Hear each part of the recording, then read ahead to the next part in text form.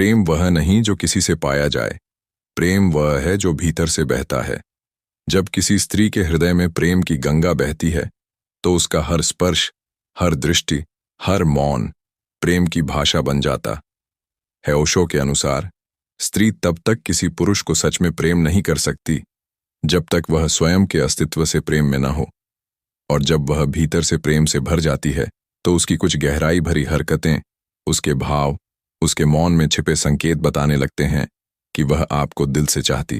भाग 1। प्रेम की पहचान। सतही नहीं, गहराई में उतरना। ओशो कहते हैं कि प्रेम का कोई चेहरा नहीं होता। वह न तो शब्दों में बंद हो सकता है, न वादों में, न ही बाहरी दिखावे में। स्त्री जब प्रेम में होती है तो उसकी ऊर्जा, उसका पूरा अस्तित्व बदल जाता है।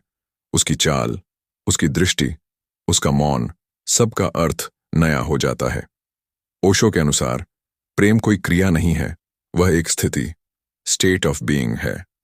जब स्त्री उस स्थिति में पहुंचती है तो उसके भीतर एक नई चेतना जन्म लेती है, और वही चेतना 3 गहरी हरकतों में पहली हरकत, वह आपके मौन को समझने लगती है। ओशो कहते हैं, सच्चा प्रेम तब होता है जब शब्दों की जरूरत खत्म हो जाती है। जब कोई स्त्री आपको दिल से चाहने लगती है तो वह आपकी बातों से ज्यादा आपके मौन को समझने लगती है। वह आपके चेहरे की हल्की सी थकान, आपके स्वर की नमी, आपकी आंखों की चमक, सब पढ़ लेती है। उसका मौन संवाद बन जाता है। आप कुछ न कहें, फिर भी वह समझ लेती है कि आप उदास हैं। आप हंसें भी तो वह जान लेती है कि भीतर कुछ टूट रहा है।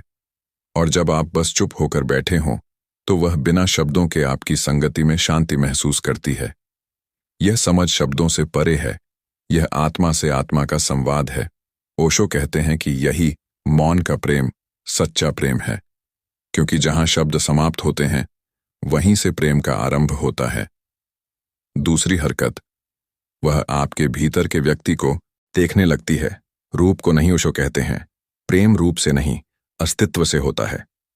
जो सुंदरता आंखें देखती हैं वह मिट जाती है, पर जो सुंदरता आत्मा देखती है वह अनंत है। जब कोई स्त्री आपको सच में चाहने लगती है तो वह आपके बाहरी रूप या सफलता से नहीं, बल्कि आपकी भीतरी सच्चाई से प्रेम करने लगती है।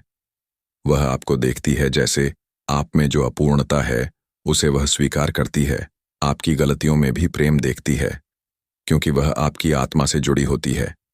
जब आप गिरते हैं तो वह आपको ऊपर उठाने नहीं, आपके साथ गिरने को तैयार होती है। ओशो कहते हैं कि स्त्री की यह दृष्टि, जो रूप के पार देखती है, वही उसकी आत्मा की परिपक्वता है। और यह तभी संभव होता है जब उसका प्रेम दिल से हो, न कि किसी अपेक्षा से। तीसरी हरकत, वह आपके साथ खामोश उपस्थिति में भी प्रसन्न रहती है। ओशो के अनुसार प्रेम की सबसे ऊंची अवस्था है साथ रहना बिना किसी कारण के। जब कोई स्त्री आपको दिल से चाहती है तो उसे आपके साथ रहने के लिए किसी कहानी, बातचीत या योजना की जरूरत नहीं होती। वह बस आपके साथ बैठकर भी पूर्ण महसूस करती है। सच्चा प्रेम वह है जिसमें 2 आत्माएं मिलकर एक हो जाए, जहां 2 नहीं, केवल एक मौन बचे। वह ऐसा क्यों करती है? क्योंकि उसे अब कुछ करना नहीं बल्कि सिर्फ होना अच्छा लगता है। उसे लगता है कि क्योंकि आपके सामने वह पूर्णतः सच्ची होती है। ओशो कहते हैं, यही है प्रेम की पराकाष्ठा। जब किसी के साथ आप इतने सहज हों कि अस्तित्व स्वयं नृत्य करने लगे। प्रेम में स्त्री की संवेदनशीलता। ओशो का दृष्टिकोण। ओशो ने कई बार कहा कि स्त्री का प्रेम पुरुष से अधिक संवेदनशील होता है। वह जल्दी महसूस करती है, गहराई से अनुभव करती है, और अगर टूटती है तो भीतर तक। परंतु जब वह प्रेम करती है तो वह समर्पण करती है, पूरे अस्तित्व से। पुरुष सोच से प्रेम करता है, स्त्री अनुभूति से। इसलिए जब कोई स्त्री आपको चाहती है तो वह शब्दों से नहीं, अपने व्यवहार से, अपने मौन से, अपनी आंखों से कह देती है कि तुम मेरे भीतर बस गए हो।